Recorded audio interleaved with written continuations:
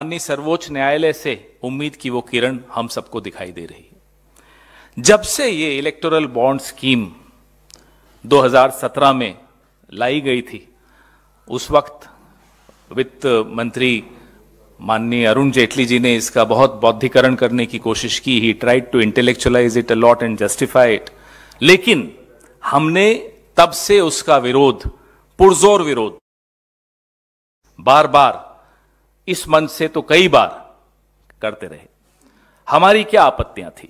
हमारी आपत्तियां बहुत स्पष्ट थी कि यह अपारदर्शी है, इससे भ्रष्टाचार को बढ़ावा मिलेगा, इससे काला धन सफेद हो जाएगा, इससे जो रूलिंग पार्टी है, जो सत्तारूढ़ दल है, सारा लाभ उसको मिलेगा और एक ऐसा अनकहा अनदेखा रिश्ता स्थापित हो जाएगा सत्तारूढ़ दल का और कंपनियों का। जो कंपनियां इन इलेक्टोरल बॉन्ड्स को खरीदेगी उनको क्या लाभ दिया जाएगा? ये तमाम सवाल हम इस मंच से बार बार उठाते रहे। सवाल जायज थे, चिंता जायज थी, क्योंकि किस कंपनी ने किस पार्टी को कितना पैसा दिया और क्यों दिया, उसके एवज में उसको क्या मिला, ये जानने का अधिकार इस देश के एक एक वोटर को है, एक एक पत्रकार को है, एक एक व्यक्ति को है। भले वो किस पार्टी को वोट देता है नहीं देता, उससे कोई फर्क नहीं पड़ता। और उस अधिकार की रक्षा के लिए कांग्रेस पार्टी तत्पर है। इकलौती पार्टी जो 2017 से लेकर आज तक लगातार इस मुद्दे पर बहुत प्रबल आवाज में बोलती आई है। अब जो 95% इलेक्टोरल बॉन्ड्स का पैसा एक पार्टी यानी कि भारतीय जनता पार्टी को मिला, हम भी यह जानना चाहते हैं, देश भी यह जानना चाहता है कि उसके एवज में आपने क्या हवाई अड्डे बेचे हैं, आपने क्या कोयले की खदानें बेची हैं, आपने क्या किया है, या एमएलए खरीदे हैं, या नए सूट सिलवाए हैं। यह जानने का हक हम सबको है।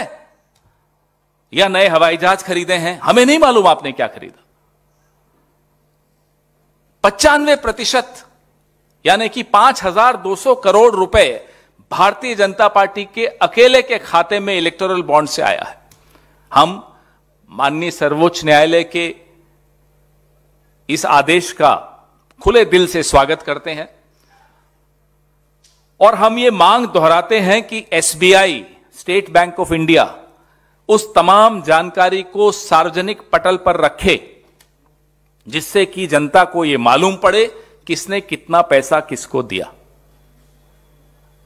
आपको याद होगा कि यह electoral bond scheme Bharatiya Janata party की मोदी सरकार मनी बिल के तौर पे लेकर आई थी, ताकि राज्यसभा में इस पर कोई चर्चा ना हो, कोई बहस ना हो और सीधा पारित हो जाए। आज भी हमें डर है और हमारा डर भी जायज है।